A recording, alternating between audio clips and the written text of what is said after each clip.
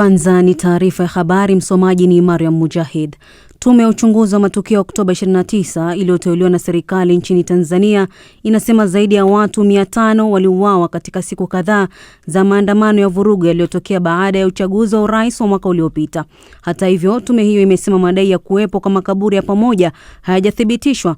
Kwa mujibu wa tume, baadhi ya vurugu zililenga kuvuruga mchakato wa uchaguzi, zikiwemo mashambulizi dhidi ya askari na maafisa wa uchaguzi, uharibifu wa mali, uvamizi wa vituo vya kupigia kura, uporaji na vitisho vya kukatwa vidole dhidi ya wapiga kura.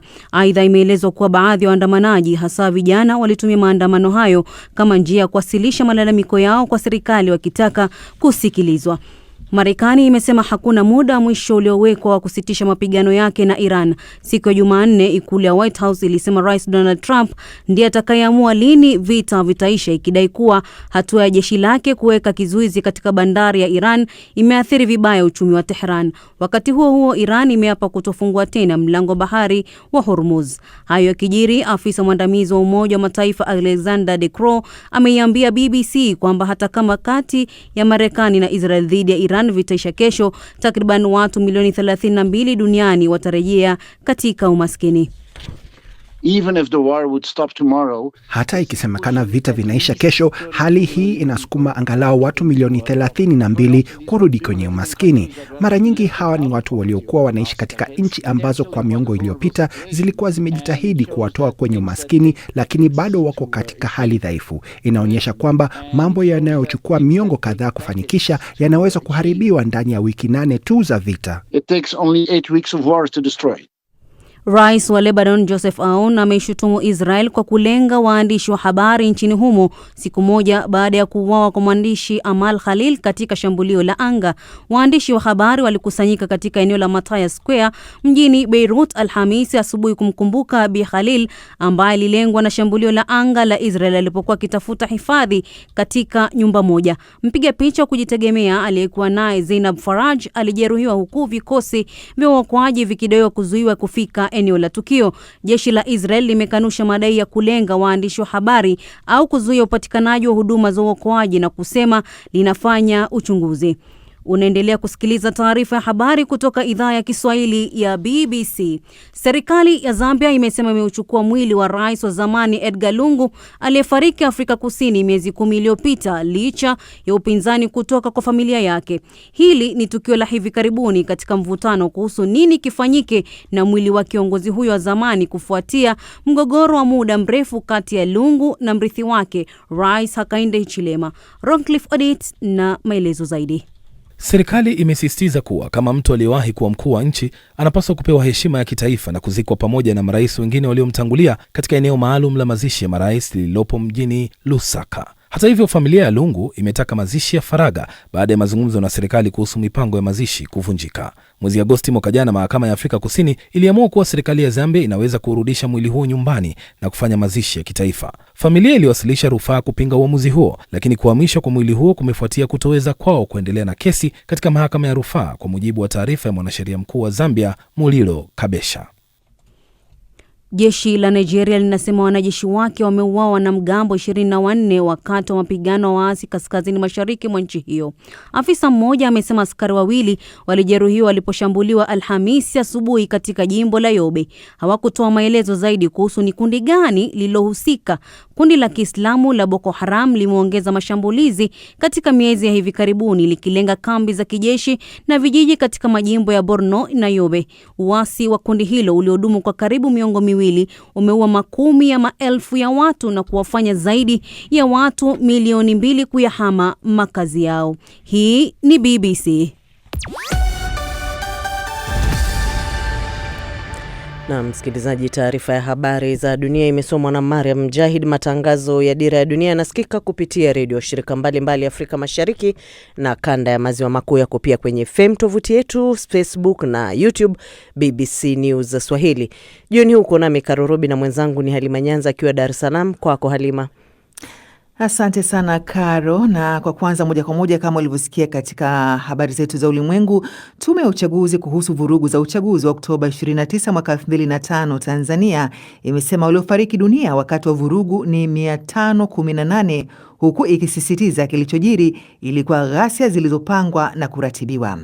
Akizungumza katika Ikulu ya Tanzania jijini Dar es Salaam wakati akiwasilisha ripoti hiyo kwa Rais Samia Suluhu Hassan siku ya Alhamisi, yani hii leo, mwenyekiti wa tume hiyo Jaji mstaafu Othman Chande amesema idadi ya waliofariki inaweza kuwa kubwa kufuatia kuzikwa kwa baadhi ya wahanga bila taarifa kwa mamlaka. Yusuf Mazim na taarifa zaidi.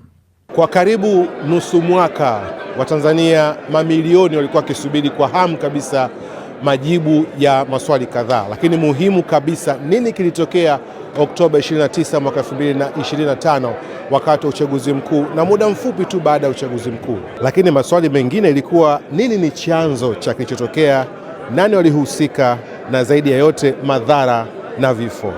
Tathmini ya tume ni kwa jumla ya vifo vilivyotokana na ghasia za uchaguzi mkuu ni 518, ambao wanaume ni 490 sawa na 94.6, na wanawake ni 28 sawa na 5.4. Wingi kati ya vifo hivyo vilikuwa sio vya kawaida, yani unnatural. Kwa mujibu wa tume, kile ambacho kimetokea Oktoba 29 mwaka 2025 hakikuwa ni maandamano ya amani, bali ni ghasia. Lakini namna gani ambavyo rais amepokea haya ya tume? Hii ni ripoti ya rais. Aliyeunda tume ni rais, na ripoti yote hii ni ya rais. Kwa hiyo wasitokee watu wengine wakadai ownership ya ripoti hii. Ni ripoti ya rais. Nilisema tume za huko nyuma zilikuwa zinabanwa kimya kimya. Mimi nimeamua tuambizane, lakini ripoti ni mali ya rais. Sasa miezi imepita, na baada ya siku 153 za uchunguzi, wajumbe 9, mikoa 11 na maelfu ya ushuhuda, tume imekamilisha kazi yake na majibu yametoka. Kuleta matumaini mapokeo. Kuna wengine hawapendi tu, yani utulivu wa nchi kwao wao ni hasara. Yani kuna watu hawapendi. Kwa usitegemee kwa beti tutatoka leo wote tutaimba wimbo mmoja. Kuna watu kadiri tunapokuwa na misukosuko ndio maisha yao. Watapendaje? Hawatopenda. Lakini kwa yoyote ambaye kwa kweli ana nia njema na nchi hii, ameisikiliza tume, ameona genuinity ya tume, ameona weledi wa tume, ameona uzoefu wa tume, kwa sababu ile ripoti ilivyokuwa ikichambuliwa sio ripoti ya kitaifa brother. Hata wale waliokuwa sasa wana mashaka na hii tume, ungemleta nani angesema maneno gani tofauti? Tume imefanya kazi ambayo ni ya leo na kesho na kesho kutwa, na hata mapendekezo yao yamegawika katika mafungu matatu ya muda mfupi, wakati na muda mrefu, na yote na kitu cha kuweza kutekelezeka kama sisi wa Tanzania wenyewe tutaungana pamoja, tutasimamia na tunadumisha amani na utulivu katika nchi yetu. Sasa ripoti ya tume imekwisha toka, na hapa ndipo ambapo swali jipya sasa linaibuka. Nini kitaendelea baada ya hapa? Kwa sababu ripoti si tu karatasi, ripoti inaishi miongoni mwa mioyo ya Watanzania. Yusuf Mazim, BBC, Dar es Salaam. Na msikilizaji, na tukiendelea mbele na taarifa zaidi, aidha kituo cha sheria na haki za binadamu LHRC tayari kilishazindua ripoti yake mapema wiki hii, ambapo ilielezea machafuko ya Oktoba 29 kama doa kubwa kwa rekodi ya haki za binadamu nchini. Mwandishi Ahmed Bahaji anatupa maelezo mafupi kuhusu yaliyojiri siku hiyo ya uchaguzi na kufikia Rais Samia Suluhu Hassan kubuni tume ya kuchunguza vurugu zilizotokea.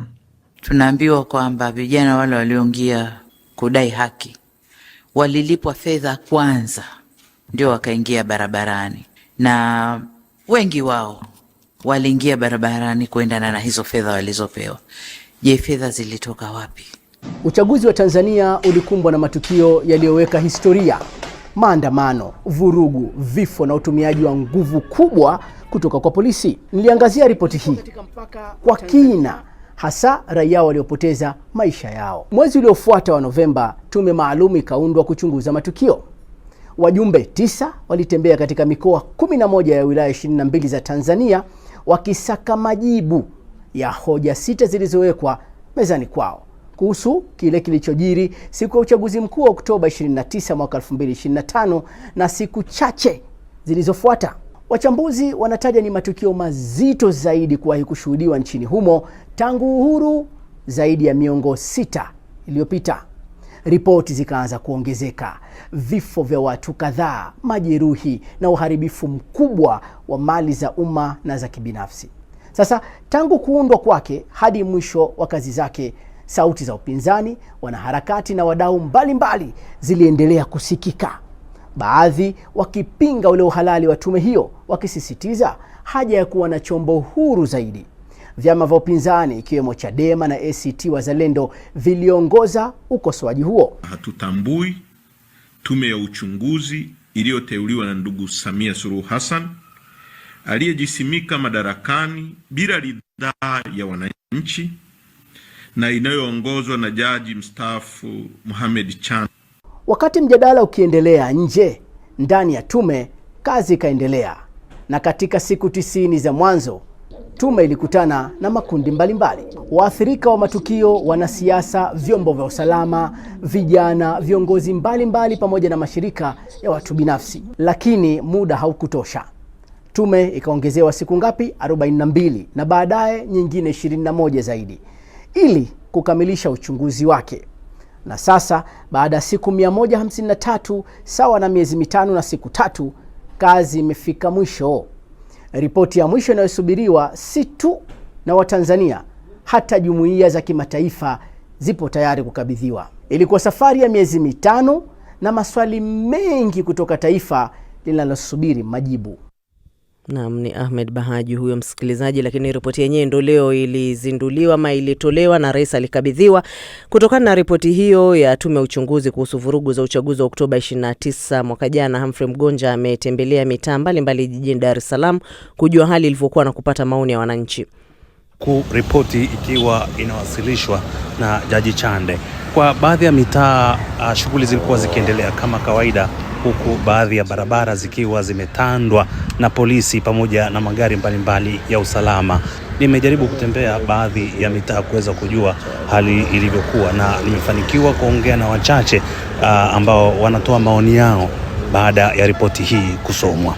Kwanza kabisa itaisaidia serikali kufanya tathmini ya kile ambacho kilitokea, namna gani ambavyo inaweza ikajirekebisha, ikafanya maboresho ili tukio kama ile la kihistoria ambalo lilitokea na ambalo lilivunja mioyo ya watu wengi, lilileta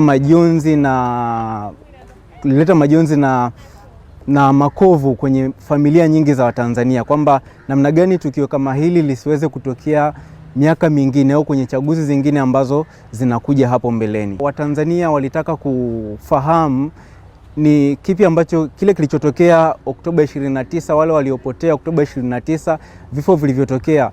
Je, ni chanzo kilikuwa ni kipi, lakini nani ambaye aliwatuma? Pengine kuna wengine wanaweza wakawa wameridhika na majibu ya tume, lakini kuna wengine pengine wakawa hawajaridhika na majibu ya tume kutokana na kile ambacho kilitokea Oktoba 29. Swali la kwanza ambalo sasa hivi ndo najiuliza ni anaenda kufanya uchunguzi umekamilika, si ndio? Sasa unajiuliza mambo mengi kwamba upelelezi huu utabaini masuala gani hapo baadaye. Kwa kuanzia hapo ndio utapata jibu la moja kwa moja. Na kingine ambacho najiuliza mimi kama mimi, maswali kama haya ambayo nafikiri hata wanaharakati wengi watakuwa nayo, kwamba kuhusu katiba mpya, rasimu ilishatoka kama unakumbuka. Tanzania ilipitia rasimu hii miaka ya nyuma kidogo, lakini unajiuliza kwa wale vijana ambao walikuwa chini ya miaka 18, sasa hivi unajua tuna vijana wengi ambao wako juu ya miaka 18. Hata Dr. Chande mwenyewe anajiuliza na anasema kwamba ipitiwe kwa upya na ipate wataalamu wapya. Sasa anajiuliza kwamba ni njia gani watazitumia. Ndio maana na shauku ya kusubiri upelelezi utatoa jibu gani, na anasubiria kwa hamu sana. Na nitakuwa na maswali mengi 2028.